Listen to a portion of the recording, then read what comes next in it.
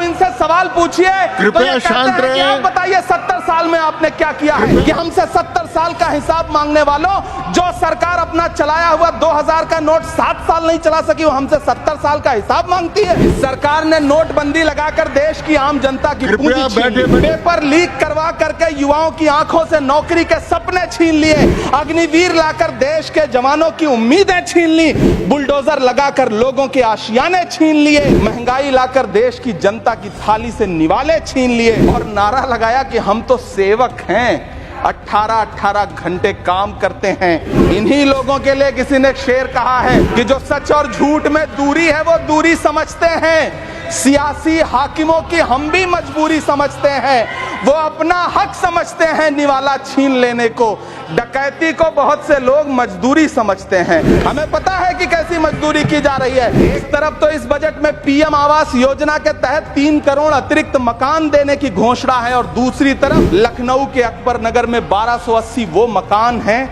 जिन्हें river front बनाने के नाम पे बुलडोजर से जमींदोज कर दिया गया। लोग चीखते रहे, बच्चे बिलखते रहे, वसुधैव कुटुंबकम का नारा लगाने वाली सरकार इंसानों के घरौंदे उजाड़ कर जश्न मना रही है। सभापति महोदय, मेरा बहुत भावुकता के साथ देश के प्रधानमंत्री से सवाल है कि इन उजड़ते हुए मकानों और बेघर होते हुए घरों को देख करके आपको नींद कैसे आती है, आप सो कैसे पाते हैं? मेरा सवाल है इस देश के प्रधानमंत्री से, या तो लोगों के घरौंदे उजाड़ना बंद करिए या फिर करोड़ों मकान बनाने की झूठी घोषणाएं करना बंद करिए। इलेक्टोरल बॉन्ड खरीदने वालों के नाम छुपाने वाली सरकार इन दिनों आम के ठेला लगाने वालों के नाम जानना चाहती है। मुझे तो होटलों, ढाबों या आम के ठेलों पर नेम प्लेट लगवाने वालों से पूछना है कि कभी खून की बोतल पर देखा है किसी का नाम लिखा हुआ?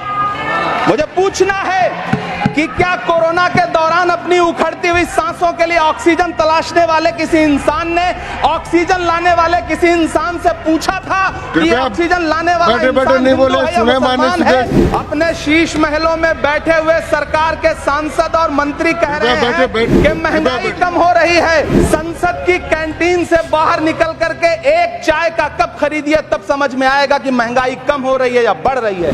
किसी एक दिन अपनी किसी मजदूर की तरह अपनी दिन भर की दिहाड़ी लेकर के बाजार जाइए और अपने बच्चों के लिए राशन खरीदिए, तब पता चलेगा कि महंगाई कम हो रही है या नहीं हो रही है। यहाँ बैठ करके बड़ी बड़ी बातें करना आसान है।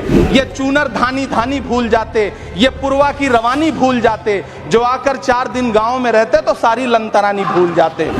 किसानों से चिढ़ी हुई सरकार ने बजट में किसानों के एमएसपी की लीगल गारंटी नहीं दी, लेकिन याद रखिएगा, जो किसान का नहीं वो हिंदुस्तान का नहीं। मुझे वित्त मंत्री जी से पूछना है कि वो जो कुछ साल पहले 100 स्मार्ट सिटी बनाने का ढोल पीटा गया था, सुना है उस ढोल में पानी भर गया है, इसीलिए आपने उसका नाम बदल करके सिटीज ऑफ ग्रोथ हब्स रख दिया। अच्छा है, नाम बदलने का खेल खेलते रहिए, आपकी कई सरकारें तो इसी वजह से चल रही हैं। जिस देश में टमाटर 100 रुपए किलो बिक रहा हो, उस देश की वित्त मंत्री के पास बजट में महंगाई पर बोलने के लिए सिर्फ 10 शब्द है। ऐसा लग रहा है जैसे वित्त मंत्री महोदया ने बजट नहीं तैयार किया है, बल्कि प्रधानमंत्री जी की मन की बात का संकलन तैयार किया है। टूटा हुआ लश्कर का भरम देख रहे हैं और जिल्ले इलाही के करम देख रहे हैं।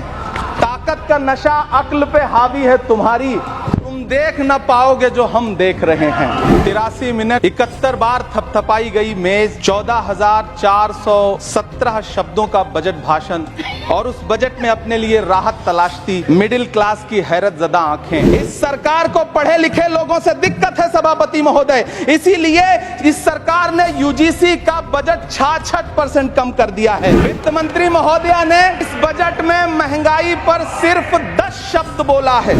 डीजल, पेट्रोल, आटा, चावल, दाल, सब्जी की महंगाई का तो कोई जिक्र ही नहीं। सावन चल रहा है तो प्याज और लहसुन का दाम पूछना तो शायद पाप होगा। मैंने तो यह भी सुना है कि वित्त मंत्री जी जो चीज खुद नहीं खाती हैं उसके दाम से उनका कोई लेना देना नहीं होता, लेकिन इस बार बजट पेश करने के लिए पार्लियामेंट आने से पहले वित्त मंत्री जी ने दही और चीनी खाई थी।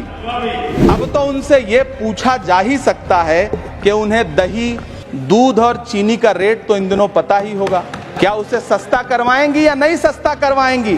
अगर पता है तो कृपया सस्ता करवाइए, क्योंकि इसी चीनी ने अमेठी में एक मंत्री महोदया का राजनीतिक कैरियर कड़वा कर दिया। ये बजट बैसाखी पर टिकी हुई सरकार का कुर्सी बचाओ बजट है। इस बजट में राज्यों के साथ, किसानों के साथ, नौजवानों के साथ, महिलाओं के साथ, देश के मिडिल क्लास के साथ अन्याय किया गया है और इस अन्याय का खामियाजा आपको महाराष्ट्र, हरियाणा और झारखंड के चुनाव में भुगतना पड़ेगा। इलेक्टोरल बॉन्ड खरीदने वालों के नाम छुपाने वाली सरकार इन दिनों आम के ठेला लगाने वालों के नाम जानना चाहती है। मुझे तो होटलों, ढाबों या आम के ठेलों पर नेम प्लेट लगवाने वालों से पूछना है कि कभी खून की बोतल पर देखा है किसी का नाम लिखा हुआ? मुझे पूछना है कि क्या कोरोना के दौरान अपनी उखड़ती हुई सांसों के लिए ऑक्सीजन तलाशने वाले किसी इंसान ने ऑक्सीजन लाने वाले किसी इंसान से पूछा था कि ऑक्सीजन लाने वाला इंसान हिंदू है या मुसलमान है? मुझे पूछना है कि लावारिश लाशों के लिए कोरोना में कांधा देने वाले, चिताओं के लिए लकड़ियां सजाने वाले किसी इंसान से पूछा गया था उसका नाम, उसका मजहब? लेकिन इन दिनों पूछा जा रहा है सभापति महोदय। अफसोस, देश के प्रधानमंत्री जी ने कभी न टूटने वाली चुप्पी ओढ़ ली है। जनता ने 63 सीटें कम क्या कर दी, ये सरकार तो अमृतकाल का नाम लेना ही भूल गई। ये भूल गई है अमृतकाल को, ये भूल गई है मनरेगा को, ये भूल गई है मौलाना आजाद नेशनल फेलोशिप को, ये भूल गई है मणिपुर को, ये भूल गई है महाराष्ट्र को। प्रधानमंत्री जी तो महाराष्ट्र से बदला लेने पर उतर आए। अब तो शायद उन्हें याद भी ना हो यवतमाल का वो दाभड़ी गांव जहां 20 मार्च 2014 को वो किसानों के साथ चाय पर चर्चा करने गए थे और उनकी किस्मत बदलने के सपने दिखाए थे। उसी यवतमाल में पिछले 6 महीने में 132 किसानों ने आत्महत्या की है। महाराष्ट्र में हर महीने 209 किसान आत्महत्या कर रहे हैं। राज्य सरकार द्वारा सौंपा गया आंकड़ा बताता है कि 1 जनवरी से 31 मई के बीच 1046 किसानों ने आत्महत्या की है। लेकिन अफसोस, इस बजट में महाराष्ट्र के किसानों के लिए कुछ भी नहीं है। किसानों से चिढ़ी हुई सरकार ने बजट में किसानों के एमएसपी की लीगल गारंटी नहीं दी। लेकिन याद रखिएगा, जो किसान का नहीं वो हिंदुस्तान का नहीं। मुझे वित्त मंत्री जी से पूछना है कि वो जो कुछ साल पहले 100 स्मार्ट सिटी बनाने का ढोल पीटा गया था, सुना है उस ढोल में पानी भर गया है, इसीलिए आपने उसका नाम बदल करके सिटीज ऑफ ग्रोथ हब्स रख दिया है। अच्छा है, नाम बदलने का खेल खेलते रहिए। आपकी कई सरकारें तो इसी वजह से चल रही हैं।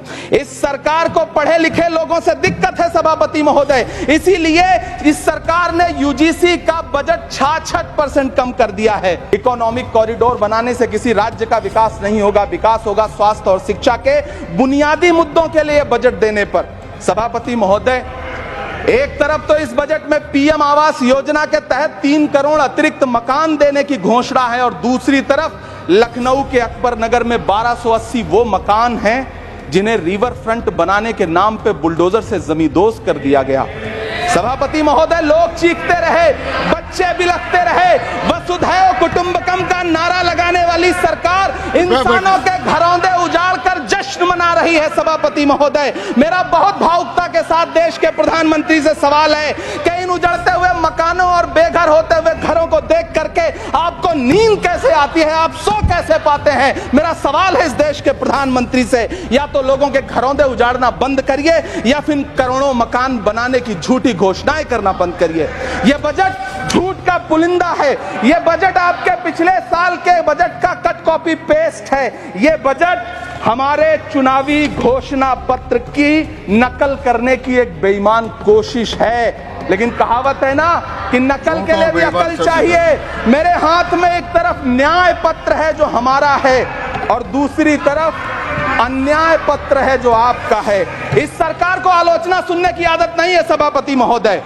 जब आप इनसे सवाल पूछिए तो ये कहते हैं कि आप बताइए 70 साल में आपने क्या किया है। मैं तो इस सदन में कहना चाहता हूं सभापति महोदय कि हमसे 70 साल का हिसाब मांगने वालों, जो सरकार अपना चलाया हुआ 2000 का नोट 7 साल नहीं चला सकी, वो हमसे 70 साल का हिसाब मांगती है।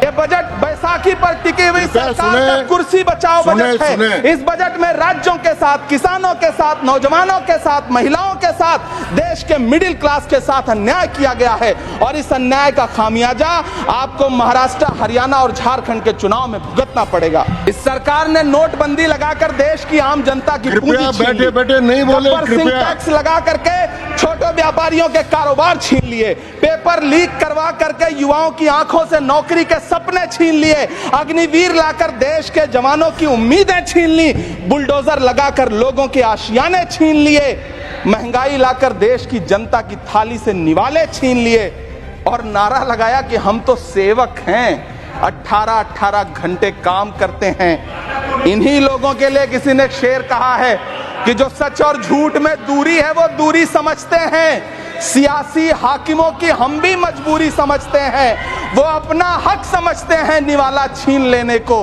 डकैती को बहुत से लोग मजदूरी समझते हैं। हमें पता है कि कैसी मजदूरी की जा रही है।